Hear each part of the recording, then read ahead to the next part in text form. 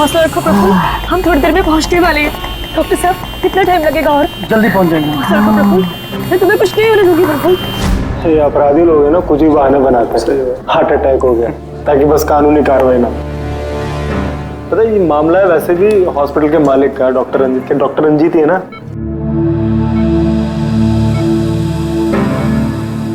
Don't worry Sushila ji, operation के बाद दोनों ब्लॉकेजेस निकल जाएंगे। रंजीत जी, सिगरेट मंगवाऊं आपके लिए? देखिए, आपको मुझे वादा करना पड़ेगा कि इस ऑपरेशन के बाद आप सिगरेट पीना बिल्कुल छोड़ देंगे। Very good. डॉक्टर साहब देखिए ना, इन्हें सांस नहीं आ रही है। प्रफुल्ल मैं तुम्हें कुछ नहीं होने दूंगी, मैं हूं ना। हम बस थोड़ी देर में पहुंचने वाले हॉस्पिटल। प्रफुल्ल सब कुछ ठीक हो जाएगा, मैं हूं ना। डॉक्टर साहब जल्दी करिए।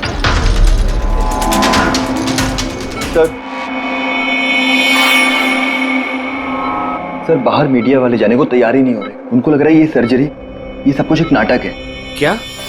अच्छा तुम एक काम करो, पैथोलॉजी लैब असिस्टेंट संजीव से रंजीत जी की रिपोर्ट मंगवाओ। सर मैंने रिपोर्ट्स के लिए बोला हुआ है, बस वो आ ही रही है। देखिए आप लोग शांत हो जाइए। ये डॉक्टर कमलेश है और यही डॉक्टर रंजीत का ऑपरेशन करने वाले। डॉक्टर कमलेश, क्या ये हार्ट अटैक असली है या फिर इंक्वायरी से बचने का कोई नाटक? देखिए, मैंने डॉक्टर रंजीत को खुद चेक किया है। उनकी हालत बहुत ही नाजुक है। अगर उनका ऑपरेशन ऐन वक्त पे नहीं हुआ तो उनका बचना नामुमकिन। You understand that? लेकिन ऑर्गन ट्रांसप्लांट रैकेट में नाम आने के बाद ही ये हार्ट अटैक आया। तो ये कोई महज इत्तेफाक तो नहीं हो सकता। देखिए, हार्ट अटैक उस केस से पहले आया या उस केस के बाद में, ये मैं नहीं जानता। मैं बस इतना जानता हूँ कि यहाँ पे कोई नाटक, कोई ड्रामा नहीं चल रहा है। हम तो ये भी जानते हैं कि कई सालों से आप मिस्टर रंजीत के दोस्त भी हैं। आप लोग क्या कहने की कोशिश कर रहे हैं? हाँ, मिस्टर रंजीत और हम दोस्त हैं, करेक्ट। लेकिन मिस्टर रंजीत अगर किसी रैकेट में शामिल है या नहीं है तो उससे मेरा कोई लेना देना नहीं है। मैं बस इतना जानता हूँ कि यहाँ पर कोई नाटक नहीं चल रहा है, कोई ड्रामा नहीं चल रहा है। सर ये लीजिए। लाइए, ये देखिए, ये है उस बात का सबूत। ये है उनका लिपिड प्रोफाइल टेस्ट। देखिए, ये उनके कोलेस्ट्रॉल कफ के बढ़ते लेवल्स, ये उनके ट्राइग्लिसराइड्स। देखिए, ये है उनके दिल का स्कैन। ये देखिए, यहाँ पे साफ साफ दिख रहा है कि उनके जो दो मेन आर्टरीज है वो लगभग पूरी तरह से ब्लॉक हैं। उनका साफ होना बहुत जरूरी है। मैं बस वही करने की कोशिश कर रहा हूँ। कल सुबह उनका ऑपरेशन है और आप लोगों को जो भी सवाल पूछते हैं ना, उनके ऑपरेशन के बाद, उनके होश में आने के बाद उनसे पूछ ली। Thank you very much.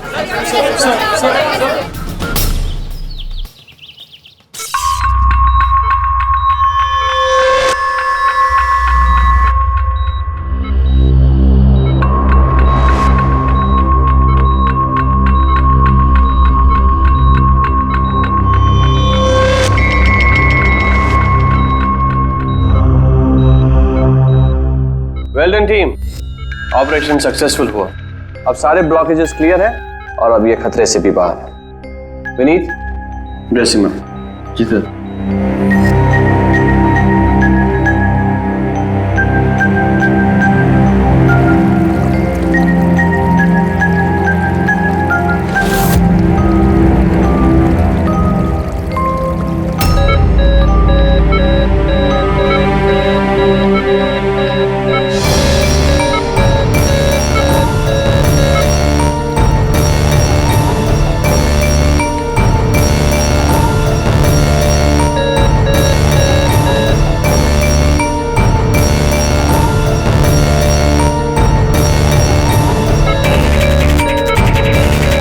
Sir इन्हें हार्ट अटैक आया है।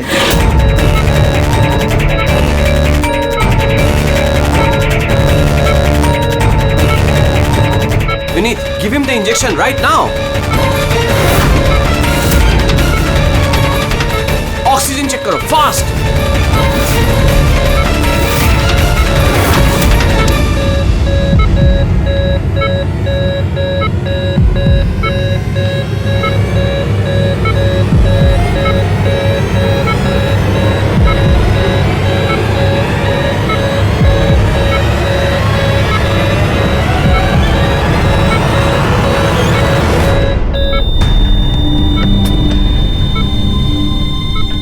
ये कैसे हो गया?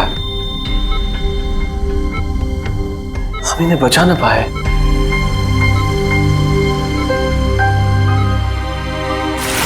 मौत नहीं ऑफिसर, मर्डर हुआ है। मर्डर? जी। पर डॉक्टर रंजीत की मौत तो हार्ट अटैक से हुई है ना? हार्ट अटैक तो हुआ है लेकिन अपने आप नहीं हुआ है। क्या मतलब? आइए मैं आपको दिखाता हूँ, आइए।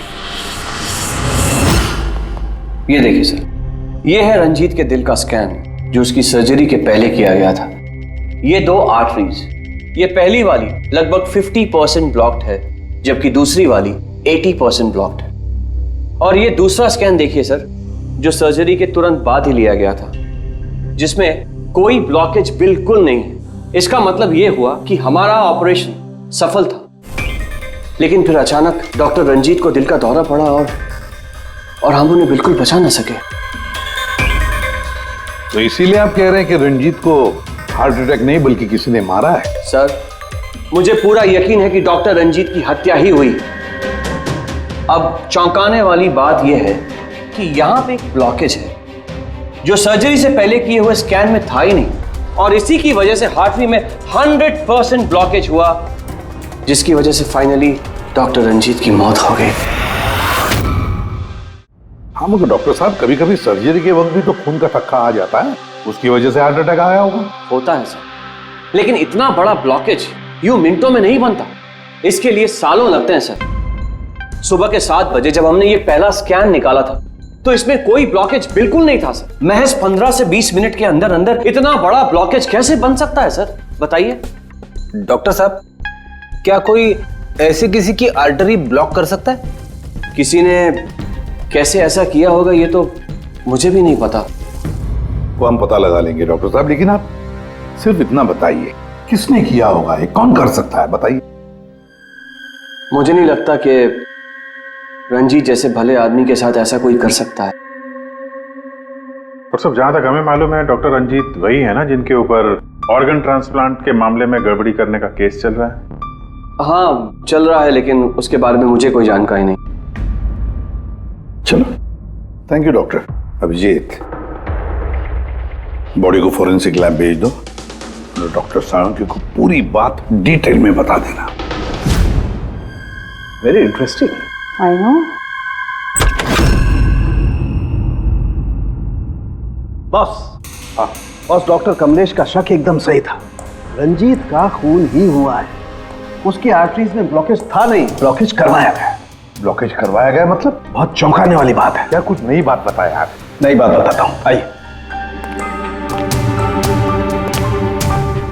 ये देखो बॉस, ये इंसान का दिल है और ये है वो ब्लड वेसल्स, आर्टरीज, जिनकी वजह से दिल में खून आता जाता है। अब ये आर्टरीज 2 तरीके से ब्लॉक हो सकती है बॉस।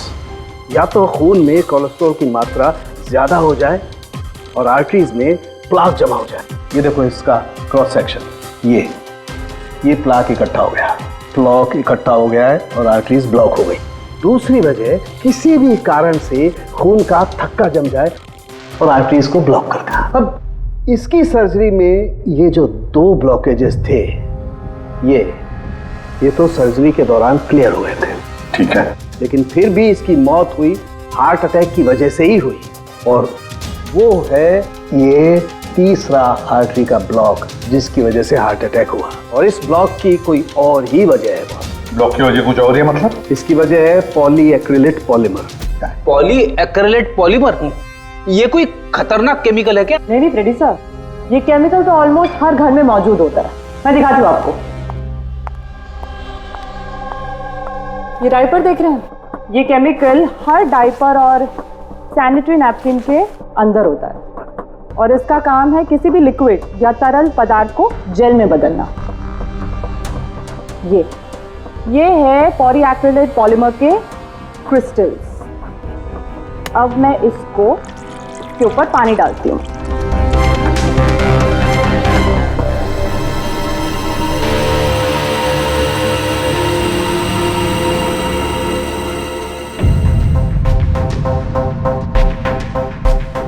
अरे ये तो जेल बन गया। तारिका जी, ये कोई जादू है क्या? जादू नहीं फ्रेडी, साइंस। बॉस, इस केमिकल को वाटर लॉक भी कहते हैं।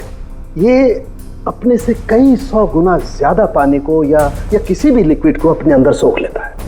अच्छा, तो इसीलिए ये डायपर्स और सैनिटरी नैपकिन में इस्तेमाल होता है। और सर, रंजीत के आर्टरी के ऑटोप्सी में यही केमिकल मिला है। बॉस, ये केमिकल अपने आप तो उसकी आर्टरी में पहुंचेगा नहीं। हाँ, सर्जरी के वक्त ही गया होगा। ये केमिकल पॉलीएक्रिलेट पॉलीमर, जिसकी वजह से उसका खून जेल में बदल गया और उसने आर्टरी को ब्लॉक कर दिया और उसकी मौत हो गई।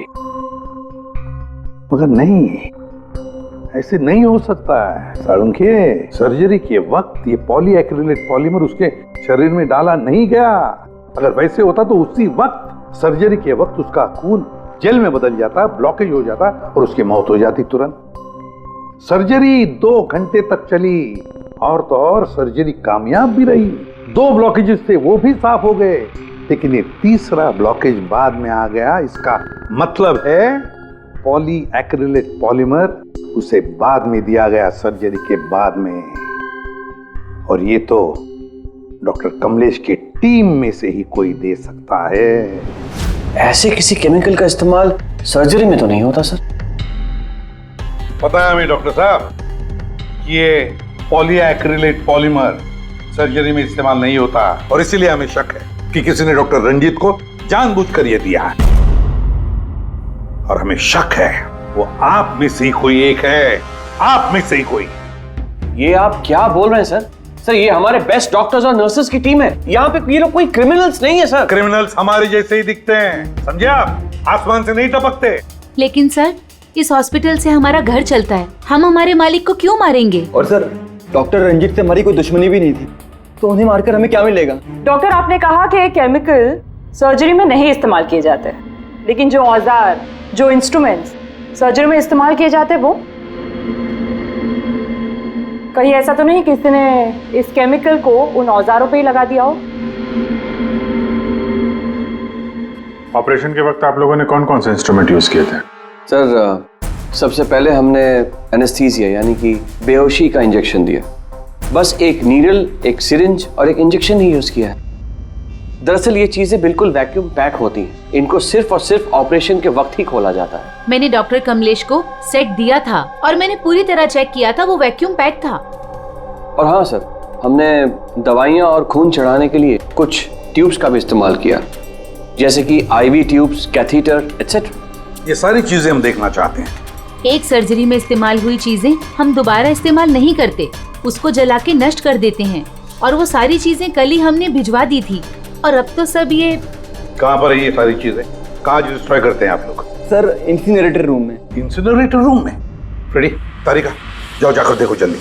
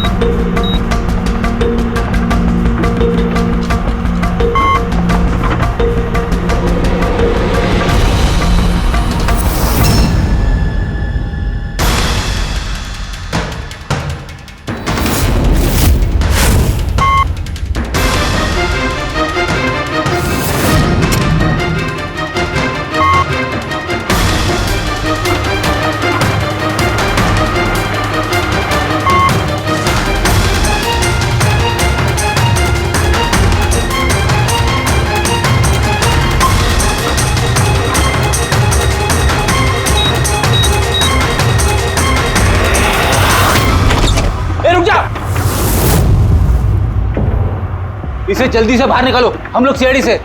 चलो निकालिए बाहर।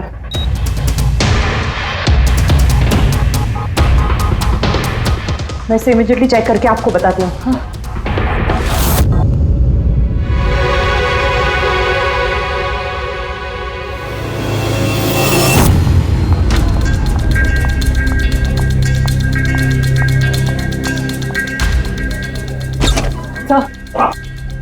सर, एक IV ट्यूब, IV बैग और एक सेंट्रल लाइन में से मुझे पॉलीएक्रिलेट पॉलीमर के ट्रेसेस मिले हैं। क्या?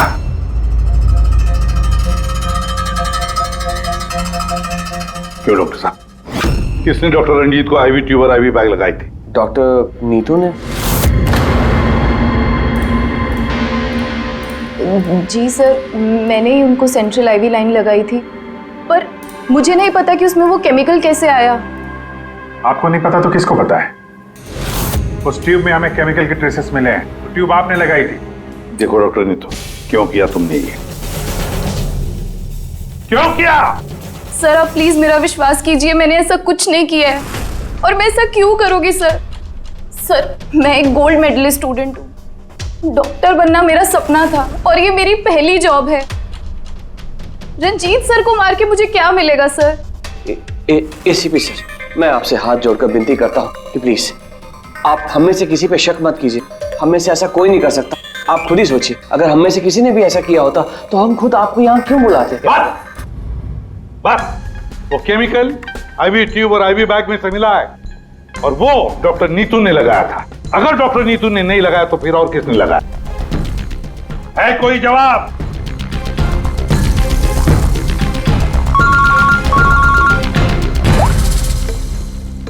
असलम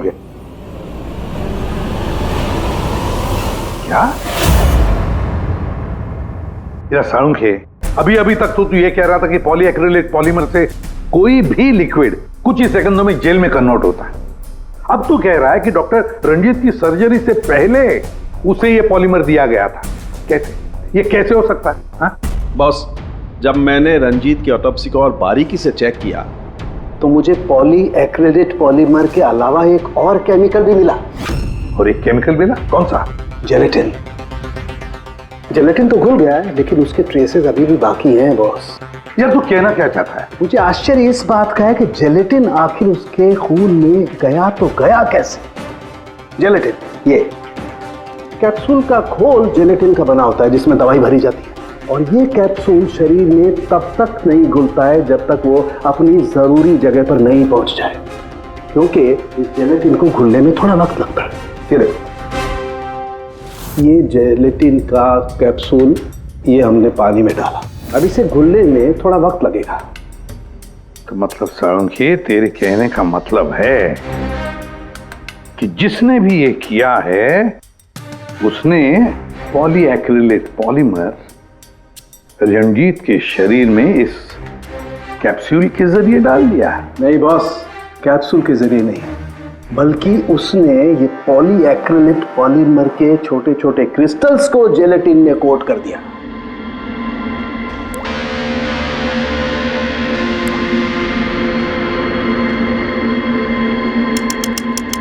वो नहीं चाहता था कि ये केमिकल तब तक डिसॉल्व हो जब तक वो दिल में नहीं पहुंच जाए। उसे सब कुछ पता था, जेलेटिन के घुलने का वक्त, केमिकल के दिल तक पहुंचने का वक्त, सब कुछ जानता था वो। इसीलिए उसने बहुत होशियारी के साथ ये प्लान बनाया और कामयाब भी हो गया।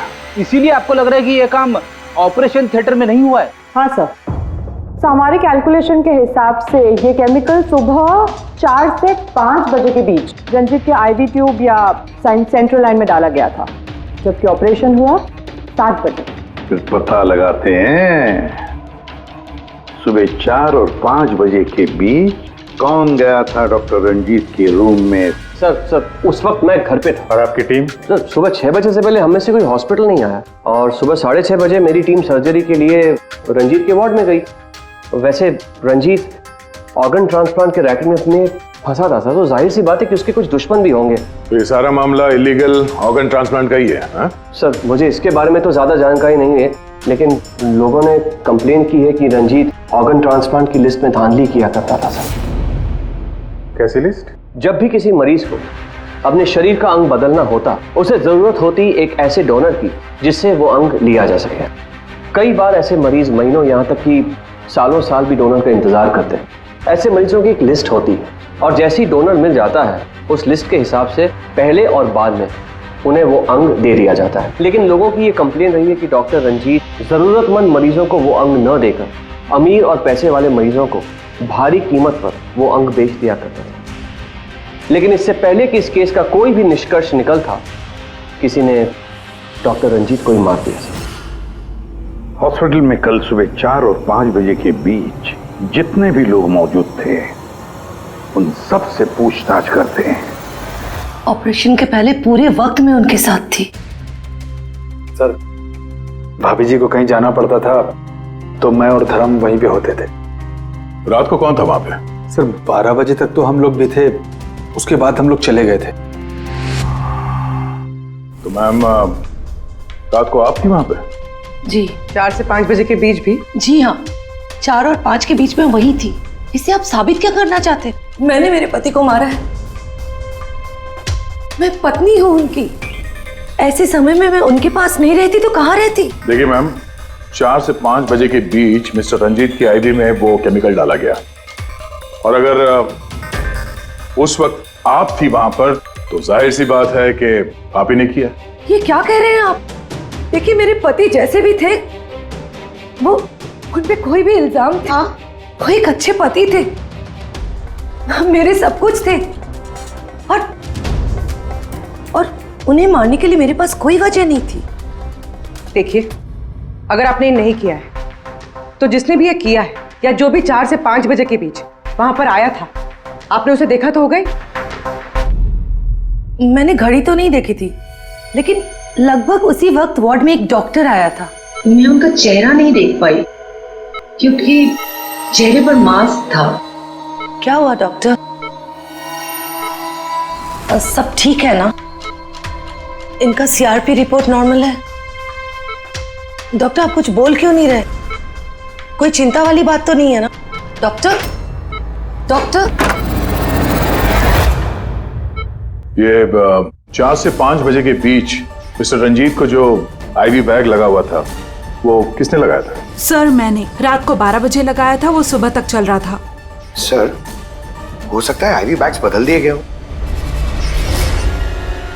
ये आईवी बैग्स आप लोग रखते कहाँ हैं? और कौन कौन जा सकता है वहां पर? सर, स्टोर रूम में रखते हैं और वहां पर सभी लोग आ जा सकते हैं। उस वक्त हॉस्पिटल में कितने लोग थे? सर, बहुत सारे लोग थे, लेकिन रंजीत सर को जिस वार्ड में रखा गया था वो स्पेशल वार्ड था और वहां पर कोई आ नहीं सकता था। वो सिर्फ उसी मंजिल के लोग वहां पे जा सकते थे, जैसे कि पैथोलॉजी स्टाफ, नर्स, डॉक्टर्स और मरीज और उनके रिश्तेदार। और डॉक्टर तेज, आप ड्यूटी पर थे वहाँ? जी हाँ, लेकिन सर सुबह 4 और 5 बजे के बीच में मैं मिस्टर रंजीत के रूम में गया ही नहीं था सर। ना ही मैंने कोई सर्जरी वाला मास्क लगा रखा था। अगर आप मास्क पहनकर वहां नहीं गए थे तो फिर वो कौन है जो मास्क पहनकर डॉक्टर के भेस में वहां गया और रंजीत की हत्या की? सर, ये जैसे कह रही हैं कि हॉस्पिटल स्टाफ के अलावा मरीज और उनके साथ आए हुए लोग भी थे, कहीं उनमें से तो कोई एक नहीं? चलो देखते हैं। आइए डॉक्टर साहब।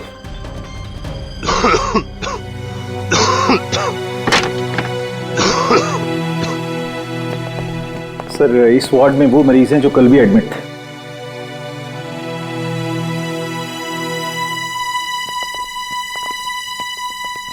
हम इनसे कुछ सवाल पूछ सकते हैं?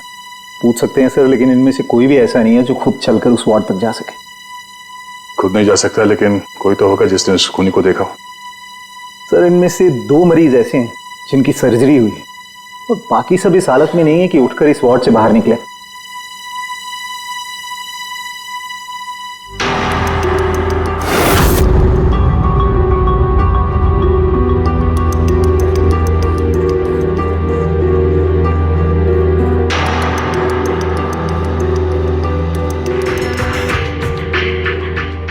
बस इतने ही मरीज हैं, इनके अलावा कोई और?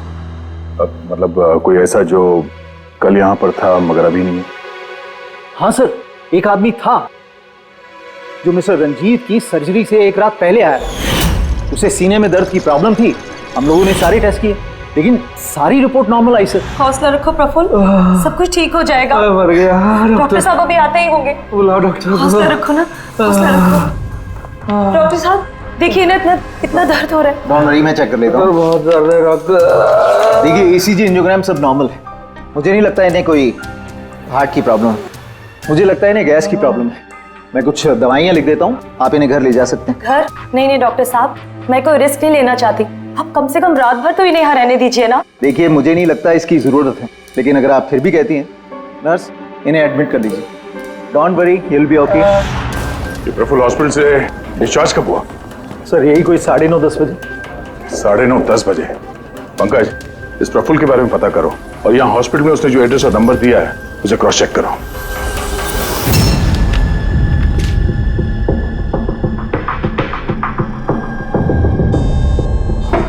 सर, हाँ पंकज, प्रफुल्ल के बारे में कुछ पता चला? नहीं सर। नहीं सर, हॉस्पिटल में प्रफुल्ल ने जितनी भी डिटेल्स दिखाई थी सर, सब गलत थी।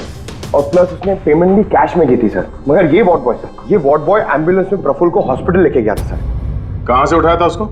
मलाड से साहब। मैं उसकी वाइफ को जानता हूँ। मैं वाइफ को जानते हो? कैसे?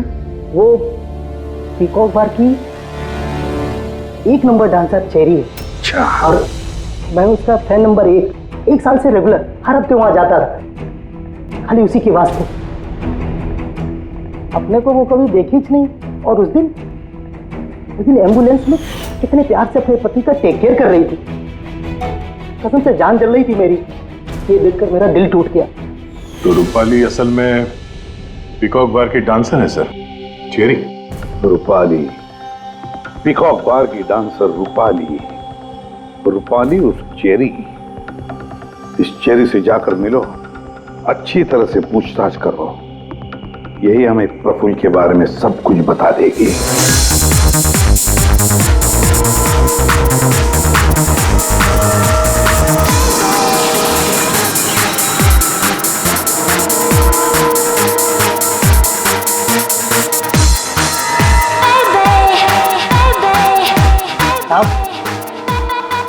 अपनी चेरी आज तो खुश दिख रही है। चेरी को छोड़, वो आदमी कहाँ है?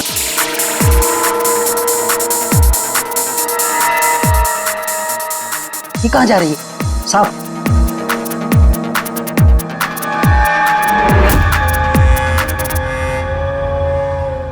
साहब, यही है चेरी का मर्द। ये है?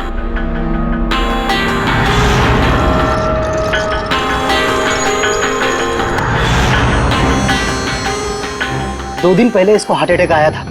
इसमें बैठ कर रोमांस कर रहा है।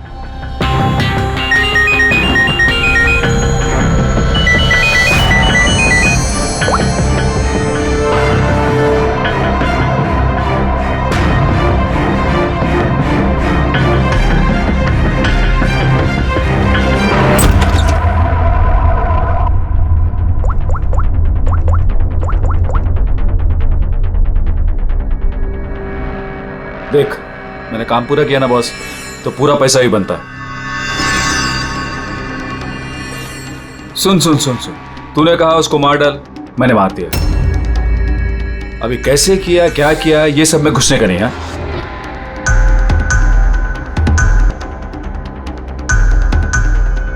देख देख देख देख, अभी मेरे को ये बता, मेरे को पैसा लेने किधर आने का है बस। ठीक है, कल सुबह 10 बजे, ठीक है?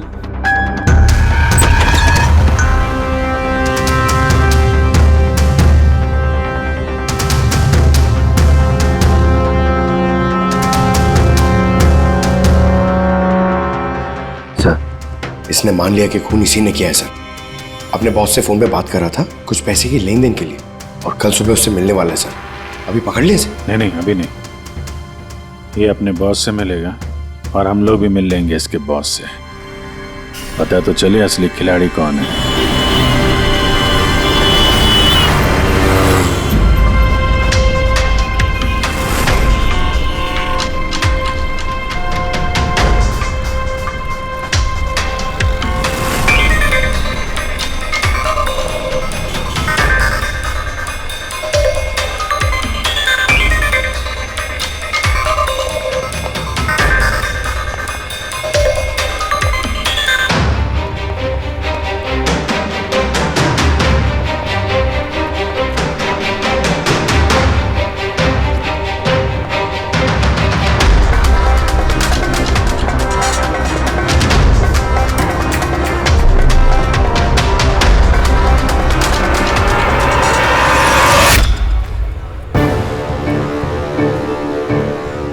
ये करने क्या आया है यहाँ पे?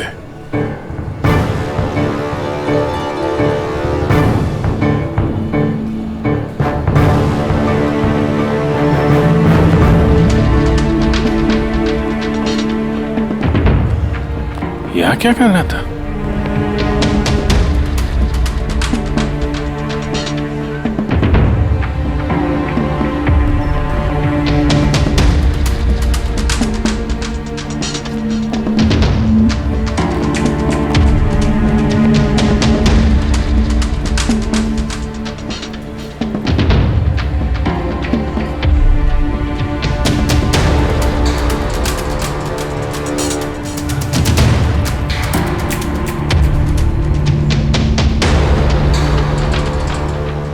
आया था तो खा लिया, अभी बैग लेके जा रहा है।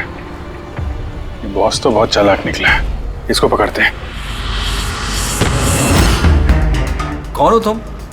अरे वो सब छोड़ो, पहले ये बैग इसे खोल के दिखाओ, क्या है इसमें? अरे सामान है मेरा, और क्या करने का आप लोगों को? कौन है आप लोग? सीआईडी। सीआईडी? ये बता कि रंजीत को क्यों मारा तूने? हैं? किसके कहने पे मारा? सर मेरा रंजीत को कौन सा रंजीत सर? कौन सा रंजीत?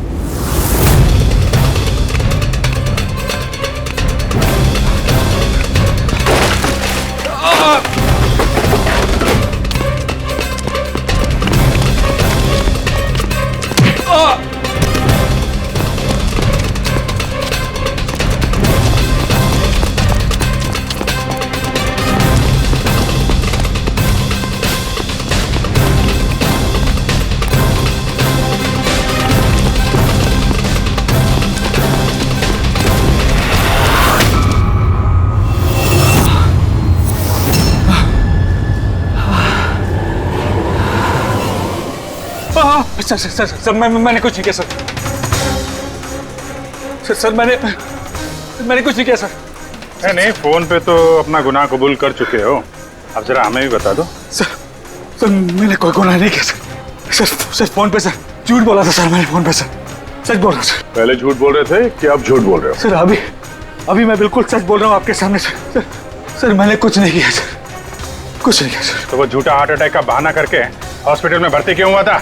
सर मैं उधर जमा जरूर हुआ था सर, उसको मारने के लिए जमा हुआ था सर, लेकिन सर वो मेरे मारने से पहले ही मर गया सर। मर गया? हमें अच्छी तरीके से पता है कि रंजीत के खून में वो जिलेटिन कोटेड केमिकल तुमने मिलाया था, पॉलीएक्रिलेट पॉलीमर। क्या साहब, क्या बोला साहब? कौन सर क्या बोल रहे हो सर? सर इतनी बड़ा नाम अगर याद कर पाता सर तो मैं डॉक्टर नहीं बनाता सर। मैं ना सर 8वीं फेल हूँ सर, 8वीं फेल सर। ये किलोमीटर पॉली क्या बोल रहे हो साहब, मेरे को नहीं मालूम है सर। मैं उधर था, मौका मिलते ही मैं उसका गला बिला दबा के चाकू भी के अंदर करके उसको, लेकिन सर मौका ही नहीं मिला सर मौका ही नहीं मिला। वो भर्ती हो गया सर उधर, किधर जो चीर फाड़ के वो सर ऑपरेशन होता है ना कमरे में सर, वो उधर भर्ती हो गया सर। तो सुबह न्यूज आया सर, वो निकल लिया सर सच बोल रहा हूँ सर, नहीं तो मेरी चेहरे से पूछ लो सर। अच्छा, तो फिर ये इतने सारे पैसे और वो फोन कॉल?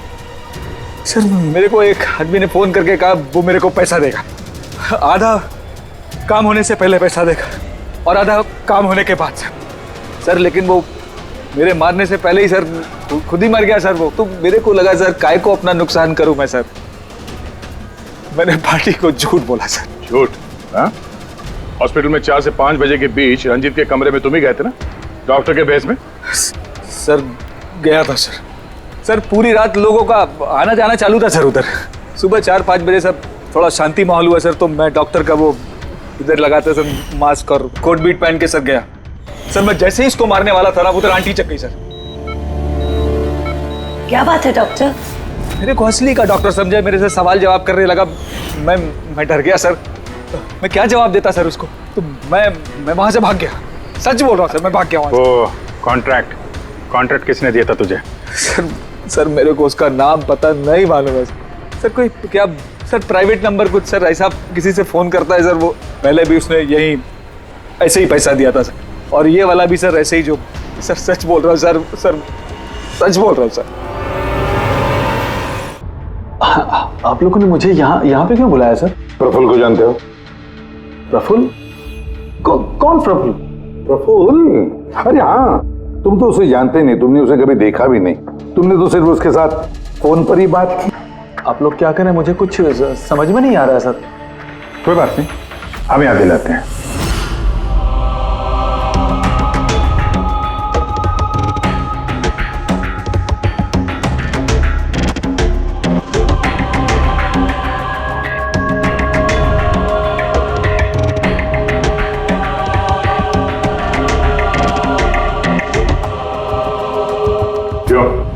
अभी भी कुछ कहना है तुम्हें? तो गगन जी बताइए, अभी क्यों मारना चाहते थे तुम रंजीत को? बताओ जल्दी। सर रंजीत साहब के साथ उस किडनी रैकेट में मैं भी था। लेकिन सर धांधली मैंने नहीं की है सर, मैं तो सिर्फ रंजीत साहब को बड़ी बड़ी पार्टियां ला कर देता था, बाकी सब तो वही किया करते थे सर। जब ये केस हो गया तो मुझे पता था कि फंसने पर रंजीत साहब सारा दोष मेरे सर पे मर देंगे। इसी से बचने के लिए मैंने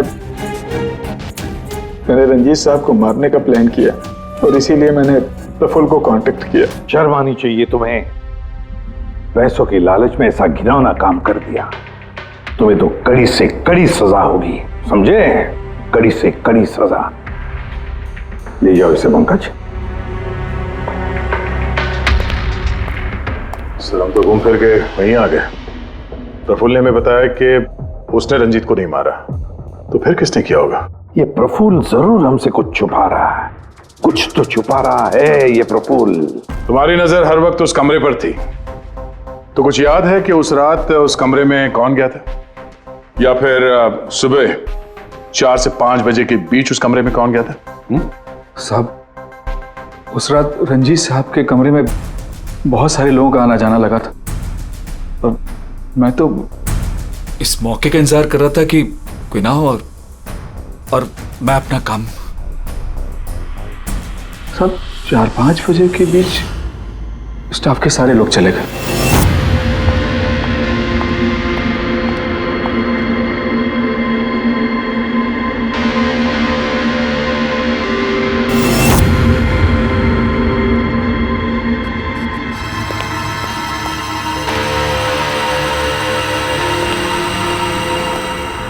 मतलब दया, अभिजीत,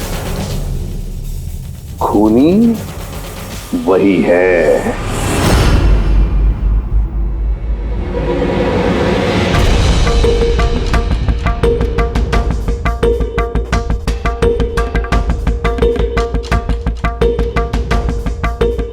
प्रफुल्ल,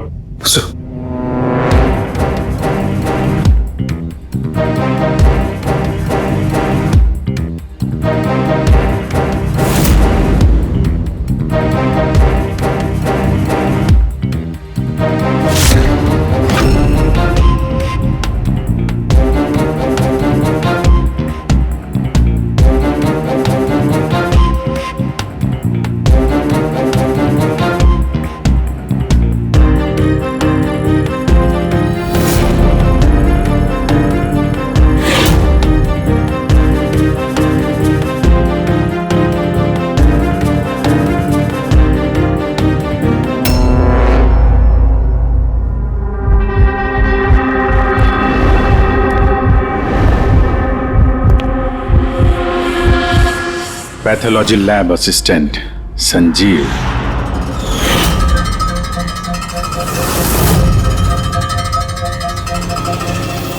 हैं सर? चलो।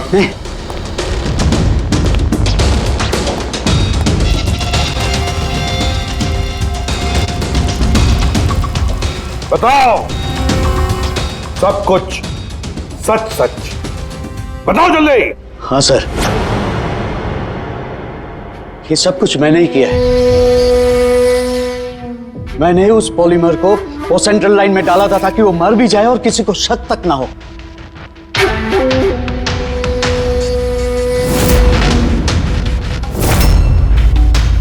मैं तो चाहता था सर कि वो ऑपरेशन के दौरान ही मर जाए, लेकिन वो बाद में मरा है?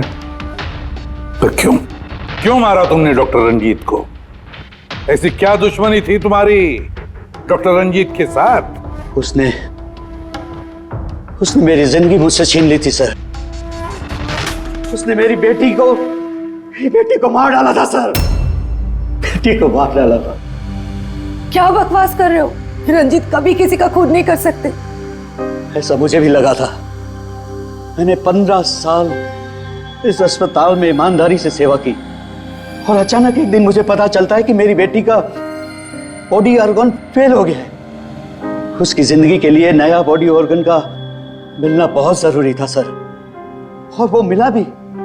एक डोनर मिला सर, और कुछ ही दिनों में उससे नया बॉडी ऑर्गन डालने वाले थे। उसे नई जिंदगी मिलने वाली थी सर, नई जिंदगी। मैं खुशी से पागल था सर, खुशी से पागल हो गया था। सारी तैयारियां हो चुकी थी इसी अस्पताल में सर। ऑपरेशन भी होने वाला था, लेकिन मुझसे और इंतजार करने को कहा गया। वो नन्ही सी जानती कब तक इंतजार करती सर, वो तो चली गई, मुझे छोड़ के चली गई सर। फिर मैंने एक दिन ऑफिस में उसका केस पेपर देखा सर।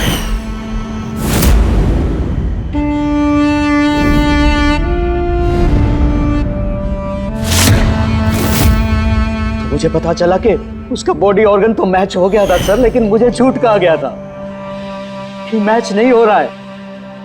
झूठ कहा गया था सर, उसे चंद पैसों के लिए किसी और को दे दिया गया था सर, सिर्फ अच्छे पैसों के लिए, कुछ ज्यादा पैसों के लिए। मेरी बेटी मुझसे चली गई सर, मुझे छोड़कर चली गई।